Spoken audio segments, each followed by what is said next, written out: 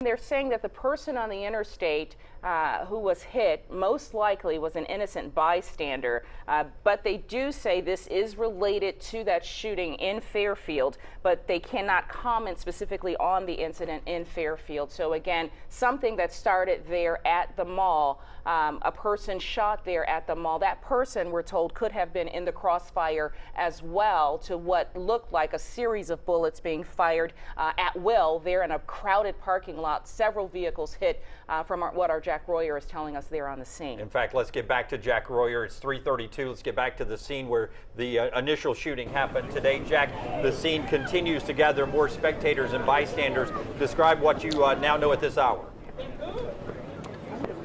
Jim, Sherry, we want to show you as police are still talking to folks here in the car. We'll walk over and show you some of these vehicles. As you can see, these windows, the back window on this vehicle being looked at by police officers this afternoon, and bullet holes in the front passenger side window of another vehicle. And as we said a few moments ago, an officer just had to walk up and say whose car was hit, and they're currently interviewing people on the scene here. Perhaps they saw something, perhaps they know something. And we'll look over at the front entrance of the mall to show you the bullet holes straight through one of the windows on this entrance to Western Hills Mall. If you're familiar with this area, this is not the front entrance to the mall, but on the side rather, sort of in between buildings. But nonetheless, one of the main entrances to this facility this afternoon has been hit with bullets, clearly fired in multiple directions as several vehicles, folks parked here just to go in and get some shopping done on an afternoon, now at an active crime scene as Fairfield police work to figure out exactly what happened. But this is not only affecting the victim, who we've now confirmed is deceased, his family, but also people who were just out here